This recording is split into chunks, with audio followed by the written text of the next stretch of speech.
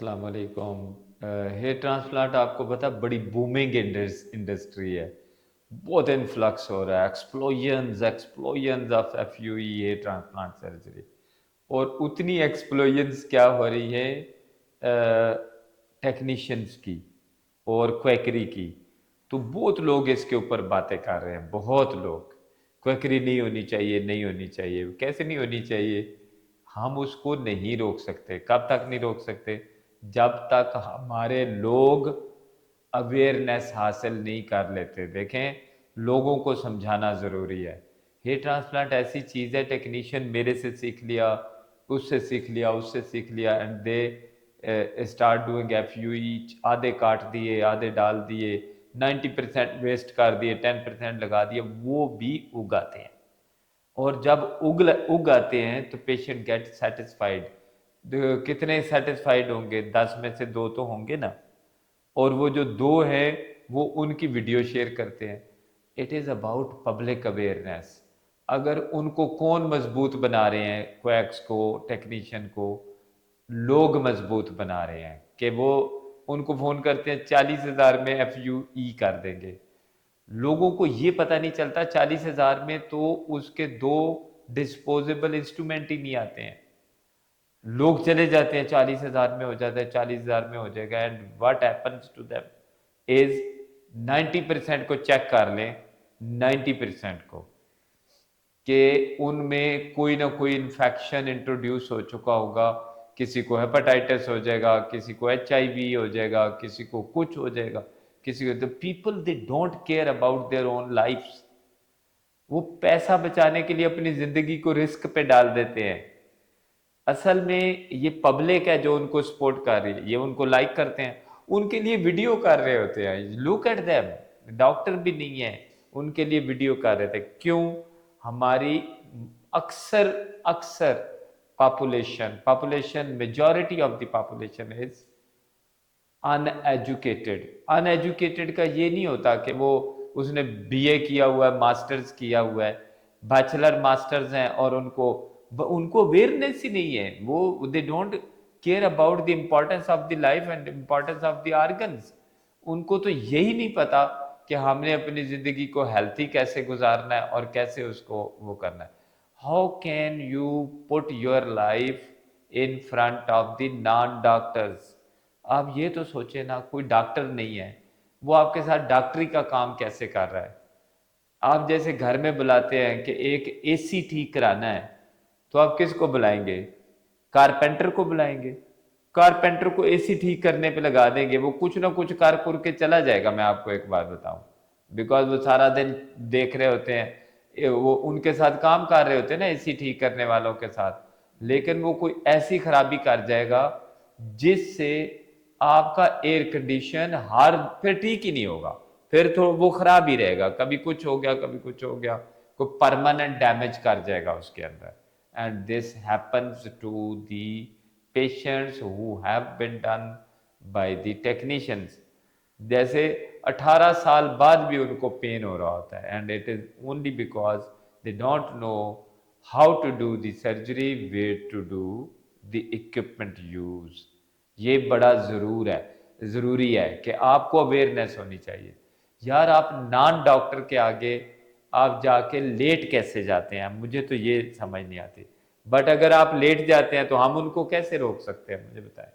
जब आप अपनी मर्जी से जाएंगे, पब्लिक अपनी मर्जी से एक नॉन डॉक्टर से हैप्पी है, मैं उसको कैसे रोक सकता हूं कि आप ये काम करें? कोई भी नहीं रोक सकता, पूरी दुनिया नहीं रोक सकती। वो आपको अपने घर बुला के कर देगा, फिर वो आपके घर आ जाएगा, वहां कर देगा, अगर if you are happy with that. ये तो तब रुकेगी जब आप कहेंगे नहीं, मैंने डॉक्टर के अलावा सर्जरी नहीं करानी, कोई बाल नहीं लगवाने।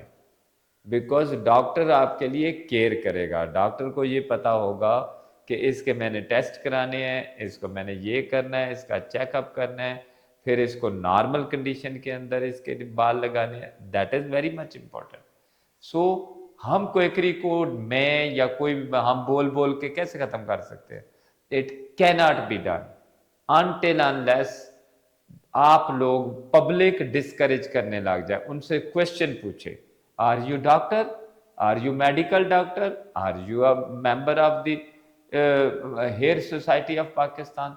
ये 3 क्वेश्चन तो पूछने चाहिए। फिर अगले क्वेश्चन किसी को आपने एक्सपर्ट ढूंढना है, आप समझें आपने अमेरिकन बोर्ड किया हुआ है, आपने इंटरनेशनल सोसाइटी ऑफ हेयर के मेंबर हैं कि नहीं है। ये बड़ी बड़ी बातें हैं। जब आपको अवेयरनेस आती जाएगी फिर आप मोर एजुकेटेड होते जाएंगे, फिर आप उसके अंदर मोर इन्वेस्टिगेशन करेंगे, फिर आप चाहेंगे मुझे तो एक्सपर्ट हाथ लगाए, ये तो आम डॉक्टर भी ना। तो ये चीजें करने के लिए फिर आपको ज्यादा अवेयरनेस आ जाएगी। तो बेसिक पॉइंट इज उनका डोमेन ही नहीं है, वो सर्जरी नहीं कर सकते किसी इंसान की जब तक वो क्वालिफाइड नहीं है उसमें। तो आप लोग ये ज़हन बना लें कि आप एक जो आपके काम के अहल नहीं है, उसकी अहलियत नहीं है, उसने उसमें क्वालिफिकेशन नहीं दी हुई, उसको आप कैसे अलाउ कर सकते हैं कि वो आपकी सर्जरी करे। बेसिक पॉइंट तो है ये, एक नॉन क्वालिफाइड उस काम में जो ट्रेंड नहीं है। मैं तो दूसरी चीजों को कहता हूं कि देखें, एक आर्थोपेडिक सर्जन है, उसको आर्थोपेड जनरल सर्जन आर्थोपेडिक सर्जन क्यों बन जाता है, क्यों किसी की बोन फ्रैक्चर के ऊपर सर्जरियां करने लग जाता है। General surgeon must not be allowed, उसको करनी नहीं चाहिए, उसकी डोमेन नहीं है, उस डॉक्टर को खुद नहीं करनी चाहिए ये काम, बिकॉज उसकी डोमेन नहीं। एक जनरल सर्जन गायनी की सर्जरी क्यों कर रहा है, मैं सिंपल करके बता रहा हूं, उसको करनी नहीं चाहिए, उसकी डोमेन नहीं है। एक प्लास्टिक सर्जन नाक वालों के उसमें क्यों जा रहा है, नाक वाले प्लास्टिक सर्जरी में क्यों आ रहे हैं, डर्माटोलॉजिस्ट प्लास्टिक सर्जन डर्माटोलॉजी में क्यों जा। There should be a domain set for certain doctors. Hair restoration is set for the hair restoration surgeons.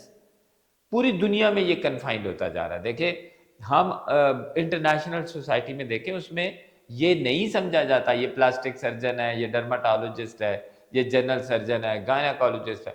वो कहते हैं are you qualified in hair restoration to do hair restoration surgery. This is very important. Doctor को भी समझना चाहिए, हर किसी को समझ, लेकिन ये तब समझ आएगी जब पेशेंट रेजिस्ट करेगा, वो कहेगा नहीं आप हेयर में क्वालिफाइड हैं, दैट्स इट। आप उनको ये कहेंगे आप क्वालिफाइड है, आप मेडिकल डॉक्टर हैं, एमबीबीएस किया हुआ है, पाकिस्तान में जो एमबीबीएस होता है, बाहर में एमडीडीओ होता है, आप कहें कि आपने एमडी किया हुआ है, एमबीबीएस किया हुआ है, आप मेडिकल डॉक्टर हैं, आप डेंटल डॉक्टर तो नहीं है, because they are not allowed to do hair surgery, they are not allowed to do any surgery related to hair. So this is very important कि आप उनसे ये तो पूछे ना, आप जिससे मिल रहे हैं उसने आपका काम करना है, हेयर लगाने मसला नहीं, उगाने मसला है। आपको एकदम उसके बाद आपको इतनी अच्छी एक पिक्चर दिखाएंगे भरी हुई, वो उगे कितने हैं उसमें से 10 उगे होते हैं, सारे जाये हो चुके होते हैं at the end. I know that 10-10 दफा सर्जरियां करते हैं, बाल 6 भी नहीं उगे होते 90% ऑफ द केसेस में। ये जो आपको दिखा रहे होते हैं 2-3 केस, ये वो केस हैं जो लकीली ऐसे आ जाते हैं, फिर वो उनको हाईलाइट करने लग जाते हैं। दे डोंट हैव, जब हम उनको फाइंड करते हैं इनके पास 4 केस के भी वो भी नहीं है, वो नहीं होते उनके पास। It is just hit and try, किसी में लग गया हो उसमें हो गया, 90% जाये हो रहे होते हैं। बट मैं कहता हूं एक भी जाये होना डॉक्टर की नालायकी है, एक भी जाये होना टेक्निकल फॉल्ट है, इवेल्युएशन इन्वेस्टिगेशन नहीं हुई, वो स्मोकर है, वो डायबिटिक है, वो कुछ भी, वो आपने इवेल्युएट नहीं किया होता। तो ये चीज़ें बड़ी ज़रूरी हैं। Thank you very much.